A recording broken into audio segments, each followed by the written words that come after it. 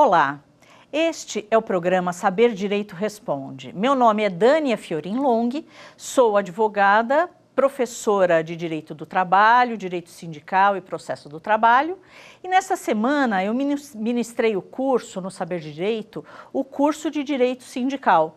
Esse curso de Direito Sindical, ele teve uma abordagem quanto à representatividade sindical, falei sobre negociações coletivas, as alterações trazidas pela reforma sindical, falei também sobre dissídio coletivo e ações coletivas. Dentro dos temas apresentados, agora nós trazemos aqui dois alunos. Temos aqui a Raíssa, da área de Recursos Humanos, ela está na graduação, e aqui o Marcelo na graduação de Direito. E aqui hoje nós faremos o programa com inúmeras perguntas. Além dos dois, temos também as perguntas feitas pelo WhatsApp. Vamos começar então pela Raíssa com suas perguntas do Saber Direito Responde. Olá, professora. Nós gostaríamos de saber qual é a importância de ter um sindicato para alguma categoria. Então, respondendo aqui a pergunta da Raíssa, é o seguinte: hoje os sindicatos, eles têm uma representatividade compulsória. Então, todo o trabalhador quanto empregador tem um sindicato automaticamente ligado a ele assim que começa uma relação de emprego ou assim que abre uma empresa. No entanto, é de extrema importância que os trabalhadores se filiem a esse sindicato para que eles possam participar de pauta de reivindicação, ter uma vida mais ativa, influenciando efetivamente nas decisões e nas negociações coletivas. Está bem? Obrigada. Vamos agora às perguntas feitas pelo WhatsApp. Meu nome é Laísa de Carvalho, eu sou estudante do 8º período do curso de Direito da Universidade Federal de Minas Gerais, em Belo Horizonte, e eu tenho uma dúvida sobre representatividade sindical. Se eu tenho uma empresa cuja atividade principal é a metalurgia e um grupo de motoristas que trabalham nessa empresa autorizarem o desconto das contribuições sindicais, o recolhimento dessas contribuições irá para o sindicato dos metalúrgicos ou dos motoristas? É bem interessante essa pergunta, porque é uma dúvida corriqueira dentro das empresas. Eu tendo categorias diferenciadas, para quem é que eu contribuo? Para a categoria predominante ou para a categoria diferenciada? Sempre que eu tenho uma empresa, como no caso da pergunta dela, que é uma empresa metalúrgica, que tem motorista pertencente à categoria diferenciada, ele optando pelo pagamento da contribuição, sempre essa contribuição sindical vai para o sindicato da categoria diferenciada. Agora, então, vamos à pergunta do Marcelo. Professora Dânia, a recente reforma trabalhista consubstanciada na Lei 13.467 de 2017 proclamou a contribuição sindical como facultativa. E as demais contribuições, como ficaram a situação? Então, Marcelo, as demais contribuições, elas já eram, na verdade, facultativas. Então, embora as demais contribuições, vamos colocar as contribuições confederativa, assistencial e a mensalidade, elas já eram facultativas. Não obstante essa questão que você tenha trazido, como ficaram, elas continuam na mesma formatação. E os sindicatos, eles já costumavam colocar essas outras contribuições também como obrigatórias para os demais empregados que não fossem associados ao sindicato. O STF, através do seu entendimento que estava espelhado na súmula 666, hoje, né, a súmula vinculante número 40, ele diz que essas contribuições, a contribuição confederativa, a assistencial, ela se torna obrigatória apenas para os associados. Então, a figura, mesmo após a reforma, continua a mesma quanto à espontaneidade do pagamento apenas para os trabalhadores que são associados ao sindicato. Após responder a pergunta do Marcelo, vamos então à pergunta do WhatsApp. Olá, meu nome é Luiz Felipe, eu sou estudante do 8º período do curso de Direito da Universidade Federal de Minas Gerais, em Belo Horizonte. Eu tenho uma dúvida em relação à representação sindical.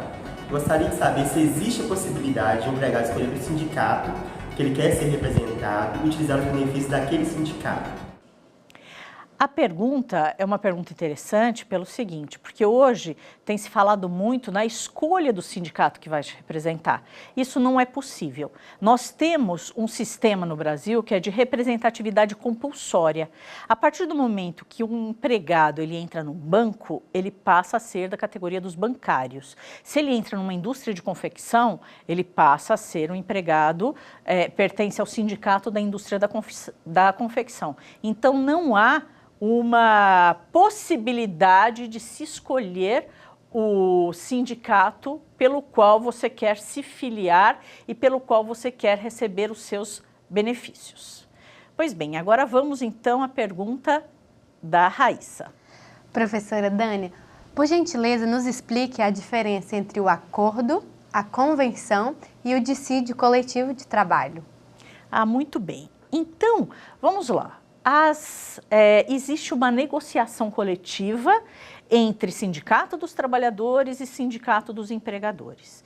Quando essa negociação coletiva ela se formaliza entre os dois sindicatos, você tem aí uma convenção coletiva. Então, a convenção coletiva é um instrumento normativo que vai reger essas duas partes da mesma categoria, né? Tendo ali metalúrgicos de um lado e indústrias metalúrgicas de outro. Mas muitas vezes uma empresa metalúrgica ela tem muito mais poder financeiro do que as empresas que são menores, porque eu pego uma metalúrgica enorme, que também a Martelinho de Ouro também é uma metalúrgica, que não conseguiria levar tantos benefícios numa convenção coletiva, mas ela pode conceder a essa empresa maior outros benefícios. Aí se firma um acordo coletivo. E o acordo é esse diploma normativo firmado entre a empresa, aquela única empresa, e os trabalhadores somente dessa empresa, só alcança essas partes. Agora, havendo frustração da negociação coletiva e não tendo essa composição, nem acordo, nem convenção coletiva, aí as partes procuram o judiciário. E no judiciário, eles entram com uma ação de comum acordo, chamado dissídio coletivo, que é a ação que o resultado do dissídio coletivo é uma sentença normativa. Então, aí a sentença normativa, ela vai valer como lei entre essas partes. Tá? Então, convenção coletiva que se dá entre dois sindicatos. Acordo coletivo entre a empresa e seus trabalhadores representados pelo sindicato. Dissídio coletivo que gera uma sentença normativa que se dá entre as partes. Tá? Agora, vamos por uma pergunta do WhatsApp. Professora, eu tenho uma dúvida sobre reforma trabalhista. No noticiário foi divulgado que os sindicatos pretendem criar uma norma na convenção coletiva aplicando seus benefícios apenas para aqueles que pagam a contribuição sindical. Esta condição será válida? Não, essa condição não será válida. Por quê? A representatividade sindical, como eu falei, ela é compulsória e a negociação coletiva se estende a toda a categoria. Então, eu não posso criar uma cláusula que restrinja apenas os associados. Essa cláusula, ela seria declarada como nula. Então, a representatividade sindical hoje no Brasil, ela é extensiva a todos, independentemente de ser associado ou não ao sindicato. Essa cláusula gera ato discriminatório, tá? Então, vamos agora à pergunta do Marcelo. Professora Dânia, quais os efeitos que a não adesão à contribuição sindical podem trazer ao trabalhador brasileiro? Então, a partir do momento que a contribuição da reforma trabalhista, que a contribuição sindical se tornou facultativa e não mais compulsória, né, os efeitos práticos imediatos eu não teria por conta da extensão da negociação coletiva. Como eu esclareci na pergunta dela, eu não posso restringir apenas aos associados, mas um efeito a longo prazo na recusa desse trabalhador se associar e não contribuir com o sindicato, ele acaba enfraquecendo muito o sindicato. E isso vai gerar um grande problema futuro, né, com o enfraquecimento e desaparecimento dessa representatividade sindical. Tá? Vamos então à pergunta agora do WhatsApp. Professora, em relação às alterações promovidas por meio da reforma trabalhista pela Lei 13.467 de 2017 de negociação coletiva, eu gostaria de saber o seguinte: vamos supor que eu tenho um grupo de empregados que trabalha em São Paulo ao ano, e este grupo de empregados é removido para Salvador. Qual convenção coletiva eu vou aplicar? A convenção de São Paulo, a convenção de Salvador ou a convenção coletiva mais benéfica? Então, isso acontece, é uma dúvida constante nas empresas. Você está ali com um grupo de empregados que trabalham em determinada cidade e aí esse grupo de empregados é transferido para uma outra cidade. No caso, eles estavam em São Paulo e foram transferidos para Salvador. A convenção coletiva é uma norma que ela tem duas dimensões. Ela tem a dimensão da categoria e a dimensão da territorialidade. Então, ela vai ser aplicada para aquela categoria, né? Então, eu tenho ali a empresa ali para aquela categoria, naquele território. Em São Paulo, ele saiu de São Paulo e foi para Salvador, a norma coletiva que será aplicada será de Salvador. Ah, mas não é a mais benéfica? Não, não é a mais benéfica, porque nesse conflito de normas eu tenho pressupostos que antecedem a aplicação da norma mais benéfica. E um deles é a territorialidade. Eu aplico naquele território a norma válida para aquele território. Então, se ele tinha uma cesta básica aqui e lá em Salvador não tem, isso significa que ele não terá lá. E isso não não ofende a direito adquirido, porque a norma ela tem essa dimensão espacial. Muito bem, agora então vamos a um breve intervalo e voltaremos logo com as demais questões dessa turma.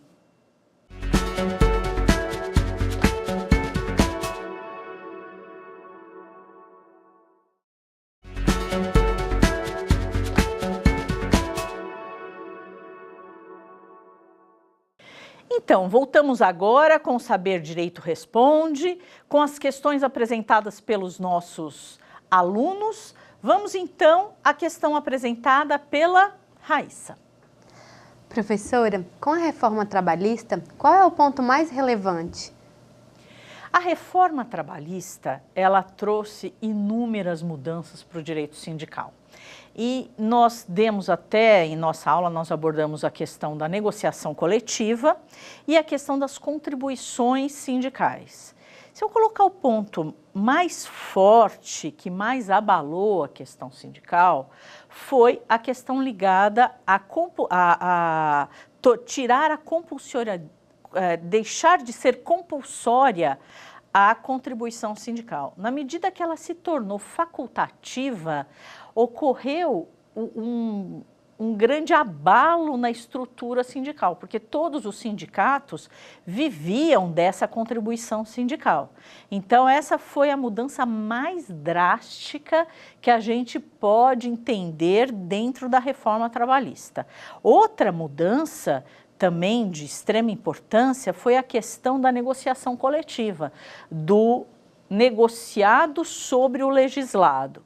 Então, abriu-se a possibilidade de se negociar inúmeros itens abaixo da lei para os trabalhadores, como, por exemplo, eu tenho a possibilidade de negociar agora o percentual do adicional de insalubridade, já tinha a questão do banco de horas, mas uma mudança muito profunda foi a possibilidade da negociação coletiva em relação ao horário de descanso de almoço e refeição, que pode ser negociado tendo uma redução até de 30 minutos, o que não era possível antes, né? E a demissão em massa, que não havia regulamentação, mas tinha o entendimento do tribunal que para as demissões em massa seria necessária a presença do sindicato. E agora, com a reforma trabalhista, a demissão em massa, ela se equipara a uma demissão individual. Então, essas foram mudanças muito drásticas que a reforma trabalhista trouxe para o direito sindical. Tá? Então, passamos agora à questão do WhatsApp. O que é preciso ser feito para fazer uma eleição para a representação dos trabalhadores no local de trabalho? A representação dos trabalhadores no local de trabalho foi outra mudança trazida. Não foi tão impactante quanto essas que eu acabei de responder para a Raíssa, mas ela traz uma modalidade que já era prevista na Constituição Federal, né? E onde você tem a possibilidade de criar uma comissão de representação de trabalhadores no local de trabalho com empresas acima de 200 empregados. Então, ali, tendo essa forma de representação, é uma representação diferente da representação dada pelo sindicato. Por quê? Porque esse grupo de trabalhadores, esse grupo vai responder aos anseios daqueles outros trabalhadores da mesma empresa e não de uma categoria em geral. E para eu criar, né, concretizar esse grupo, eu vou fazer uma eleição, né, uma eleição interna, onde os candidatos podem ser qualquer empregado, e desde que não tenha contrato por prazo determinado, seu contrato não esteja suspenso. É criada uma comissão de eleição com 5 empregados, que não sejam, dentre eles, os candidatos. Essa eleição, geralmente ela ocorre 30 dias antes do término do mandato da anterior, e é uma eleição que se dá dentro da empresa por voto secreto. Sendo eleita essa comissão, ela tem 1 ano, né? Cabe uma reeleição só, não cabendo outras, e você tem esse procedimento que vai se repetindo na empresa de ano em ano, e esse grupo tem garantia esse grupo de trabalhadores, eles têm garantia de emprego desde a sua candidatura até 1 ano após o término do mandato. Tá? Então vamos agora ao Marcelo. Professora Dânia, de acordo com a Constituição Federal e a CLT, quais são os requisitos para a criação de um sindicato? Então, a criação de um sindicato, de acordo com a Constituição Federal, aparentemente seria livre. Então, eu tenho ali a possibilidade, é livre a criação de sindicatos, conforme diz o artigo 8º, sem a intervenção do Estado. Mas eu preciso de um registro, né, quando eu crio um sindicato. No início foi bem confuso, né, em relação à criação desses sindicatos, quando se falava assim, onde eu registro? Eu registrava os sindicatos nos cartórios de títulos e documentos, até que o STF se manifestou dizendo que o registro do sindicato cabe ao Ministério do Trabalho. Então, essa é a primeira regra para a criação de um sindicato. Eu tenho que criar registrando isso no Ministério do Trabalho. A criação do sindicato, ele é criado por categorias, essa é a forma da nossa representatividade. Então, eu tenho empregados, categorias econômicas, empregadores, categoria profissional, empregado, categorias diferenciadas, como eu já comentei, que são trabalhadores com estatuto próprio. Quando eu vou criar um sindicato, eu chamo uma categoria, crio uma assembleia dessa categoria, vou dar um exemplo aqui de uma categoria. Então, eu quero criar o sindicato da indústria da confecção de uma cidade que não existe, né, esse sindicato. Então, eu vou lá, né, montar uma indústria de confecção nessa cidade, não tinha sindicato. Eu chamo uma assembleia, né, reúno esses trabalhadores, né, pego essa ata de assembleia, crio um estatuto e vou até o site do Ministério do Trabalho, faço um registro dessa assembleia e faço um registro desse pedido da criação desse sindicato. O Ministério do Trabalho, como Estado, ele não vai poder interferir na criação desse sindicato, mas o que ele vai fazer? Ele publica o pedido de criação e dá um prazo para impugnações. E aí eu vou ter um prazo de outros sindicatos que podem existir na mesma base territorial. Por quê? Porque eu não posso ter mais que um sindicato na mesma base territorial da mesma categoria. Ele passa pelo processo de impugnação, não havendo impugnação, o processo vai para a decisão e consegue o registro. Havendo impugnação, aí sim tem uma resposta, só que o interessante é o seguinte, o processo vai ficar suspenso, porque se ele nega, né, o registro sindical por haver um possível conflito de base territorial, ele estaria intervindo na criação do sindicato. Então o processo fica suspenso, as partes vão para o judiciário e ali o judiciário vai decidir qual é o sindicato que deve prevalecer. Se se trata de um sindicato novo, de uma categoria nova, né, sem base territorial, ou se já existe outro. Se já existe outro, o critério hoje que o judiciário aplica é um critério da anterioridade. Aquele que veio primeiro está valendo. Então, esse é todo o regramento para a criação de sindicato. A partir do momento que ele passa a existir, então, ele passa a ser um sujeito de direitos e de deveres, podendo fazer negociação coletiva, podendo receber as contribuições sindicais compulsórias, facultativas, né? Então, eu tenho todo um universo que se abre para esse sindicato nesse sentido. Está bem? Professora, qual é o procedimento para dar entrada a um dissídio coletivo? Está bem. Então, vamos lá. Quando a gente fala em dissídio coletivo, é uma ação em que eu vou pedir ao judiciário um pronunciamento jurisdicional sobre esse conflito entre duas categorias. Primeiramente, eu tenho que iniciar uma negociação coletiva.